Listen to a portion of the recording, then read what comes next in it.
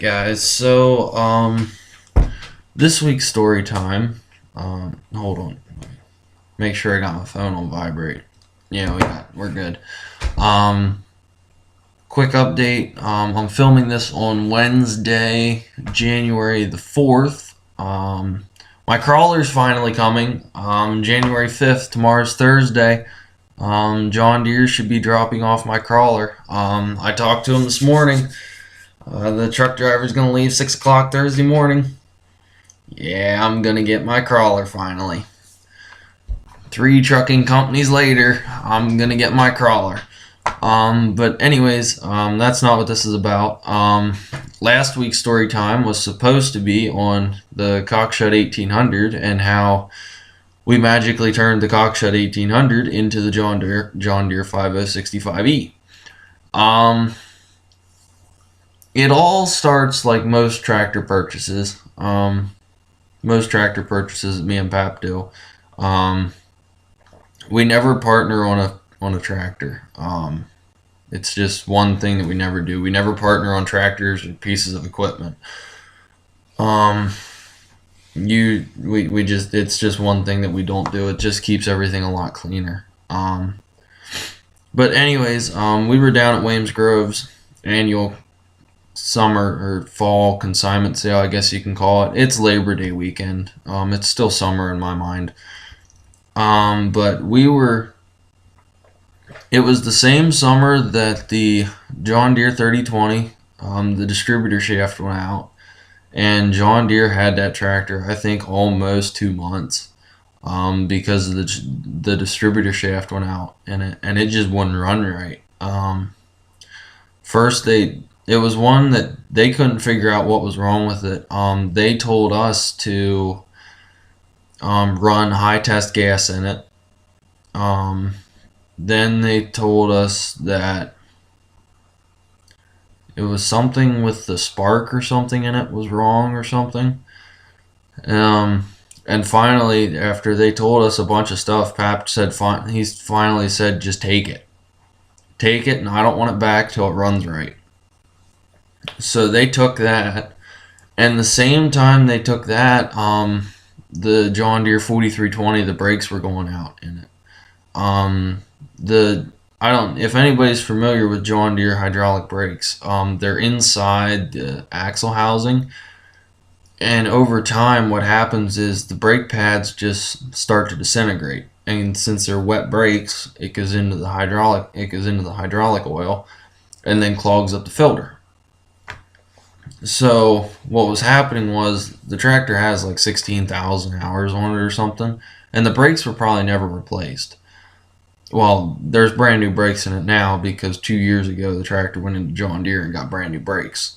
But what was happening was the pads were disintegrating, clogging up the oil filter, the hydraulic oil filter, and you just lose all hydraulics.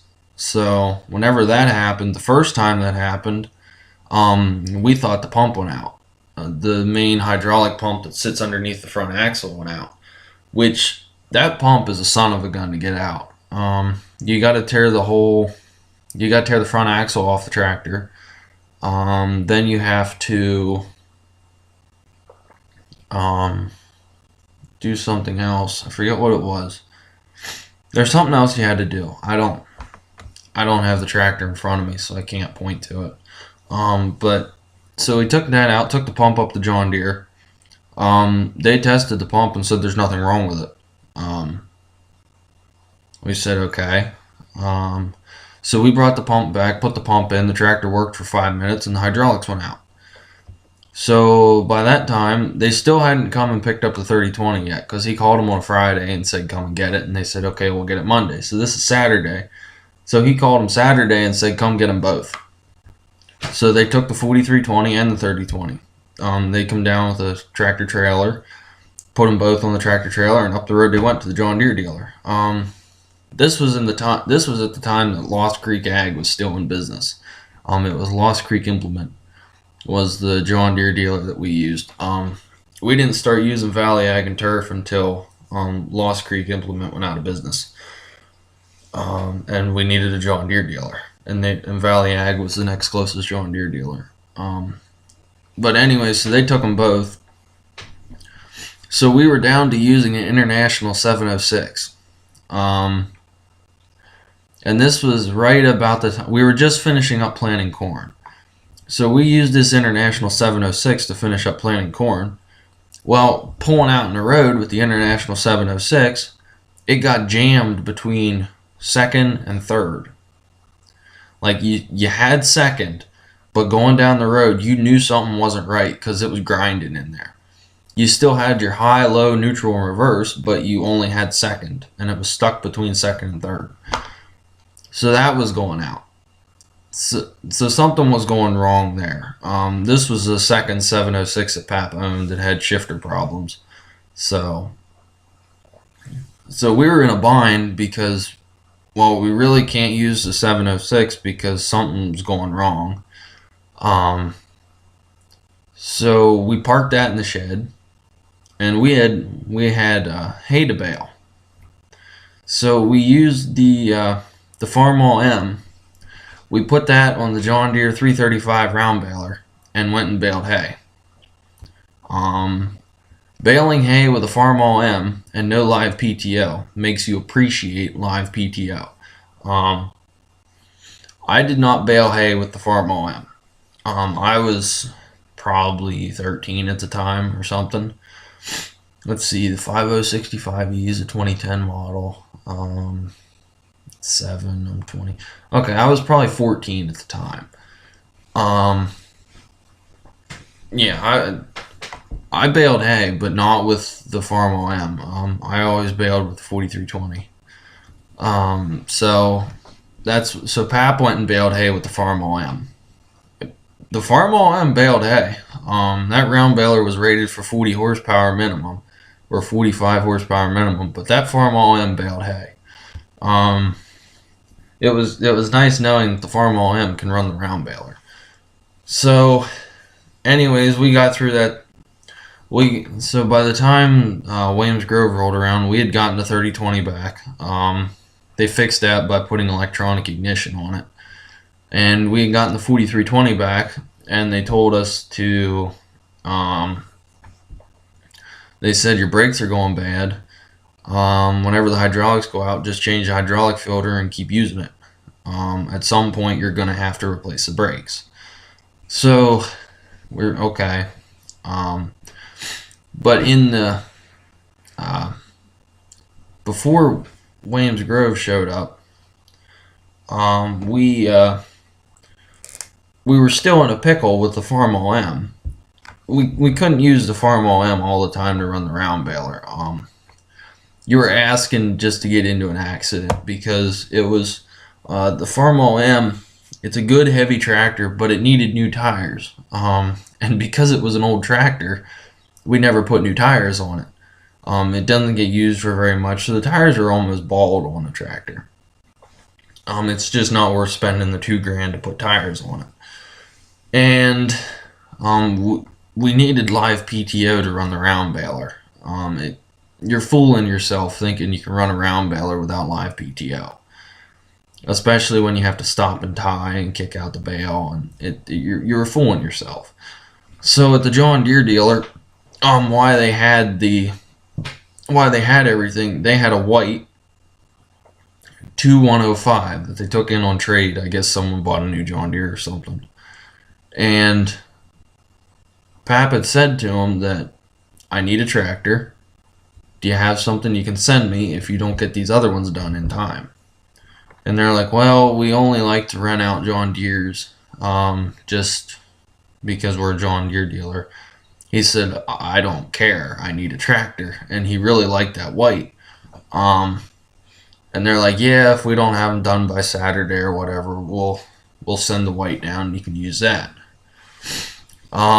So here's where I'm pretty sure the John Deere dealer missed out on a sale. We got the 4320 back first. Instead of bringing the white down that Saturday, they brought the John Deere 4320 down that Saturday.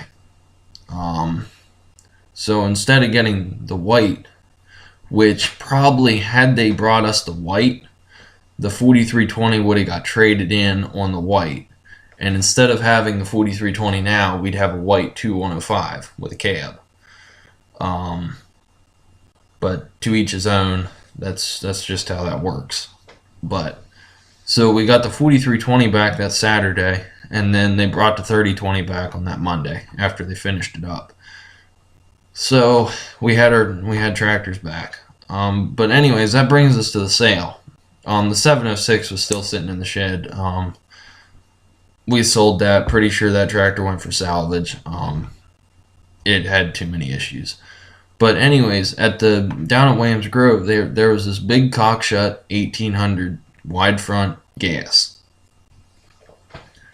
It had, I don't know how many hours it had on it. I don't have a picture of this or anything because this was before I had one of these things, and before I was on Instagram and all that good stuff. I was like 15 at the time. My parents didn't believe in giving me a cell phone. So that's just how that worked. But anyways, we were at the sale, and Pap saw this cockshut, and he really liked it. And he's in the mindset, I need another big, cheap tractor. It kind of uses an insurance policy for whenever one of the John Deeres goes down. So he's like, all right, and he bought the thing. I think he only paid $3,500 for it or something. It looked beautiful. I mean, it reminds me of a video a while back that Oliver 66 Farm Boy did. I think it's Paint Ain't Great or something.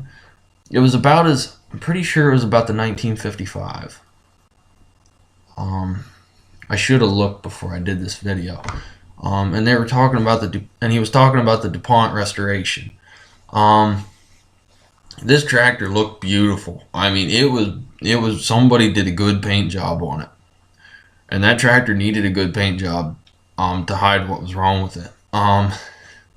We got that tractor home, and coming off the trailer, it come off the trailer, and Pap stood on the brakes, and it didn't stop. The tractor didn't stop. It just kept on rolling. Like, you hit the brakes and nothing happened. It was like, okay, there might be a problem here.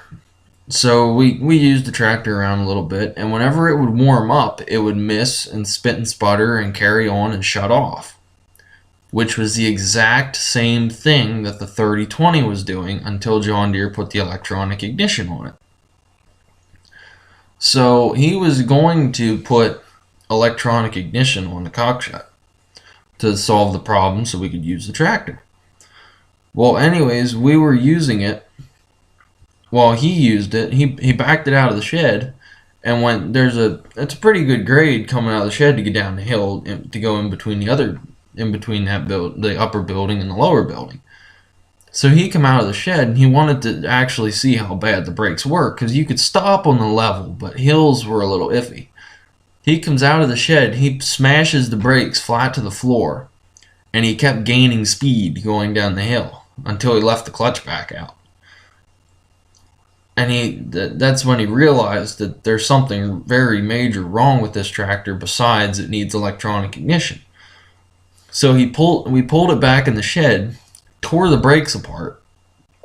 They were manual disc brakes. We looked at the pads on it. The pads were brand new. Everything in there was brand new. The adjustment was cranked to the max, and the tractor still would not stop. So at this point, I wasn't allowed to drive the tractor because it wouldn't stop. He didn't drive the tractor because it wouldn't stop. And it was 2010 before all the emissions crap on farm tractors started appearing. So I had mentioned, by this point, I was pretty much big into the internet and reading all the tractor forums and all that good stuff. So at this point, I told him, I said, because he had already priced out a John Deere 5303. He was going to buy a new 5303 in 2005, but money didn't work out, so he didn't get the 5303. So I had told him, I said, Pap, I said, you wanted one new tractor. I said, this would be the tractor to trade on it. And he agreed. He felt bad selling the tractor to someone, because he was selling a piece of junk. So he agreed that it was probably something. It was the tractor to trade on. So he went down to the John Deere dealer. I think he went. Where did he go? He went to Smith's Implements in Carlisle. It was right whenever they changed from Cluxton Ag and something. It was right whenever they were the merger was occurring between Cluxton and Smith's Implements.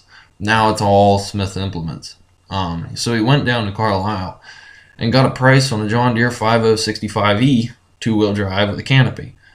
And I looked over. I think it was 21 or 20,000 or something. So I looked over the sheet that he had. And I looked at it and said, Pap, the tractor doesn't have a back light, doesn't have a back work light. He said, what? I thought they come standard. I said, no, it's a $55 option. Oh, well, I guess I'm going to have to get that. And then I said, Pap, the tractor doesn't come standard with dual outlets. What? I said, yeah, it's right here. It's a $784 option. Oh. Now, the back light was the back work light was a given that he was going to get the back work light. I think the dual outlets, we argued over that one for a while. Now, I know that I didn't have any money involved in the question, but I was just, it didn't, we need dual outlets to run the round baler. To open the gate is one outlet, and we have hydraulic tie on our round baler. So we needed dual outlets. He has a splitter valve that he puts on the 3020 to use, but it's a pain. It's just so much handier to have dual outlets. So we went back and forth on the dual outlets. He'd asked me what I think, and I said, I think you ought to get the dual outlets. And then for the longest time, he was only going to get single outlets and buy another one of them splitter valves. And then finally, I think he baled hay one day with the 3020 using that splitter valve, and that made him realize that he should get the dual outlets. So he got by the whole time was done, it was like $21,000, and he had the tractor. And he traded the cockshut in on it. I think they gave $2,500 or something on the trade-in for the cockshut. And that cockshut did not want to leave the farm. The day we went to load it, the starter went out. Yep, the starter went out. So luckily we parked it on a hill so we could pop start it to put it on the trailer so the guy could take it back. So the day they delivered the 5065E, that is.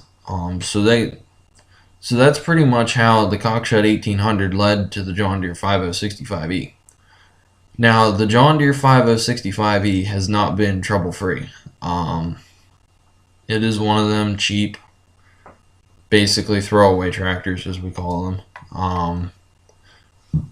That tractor at,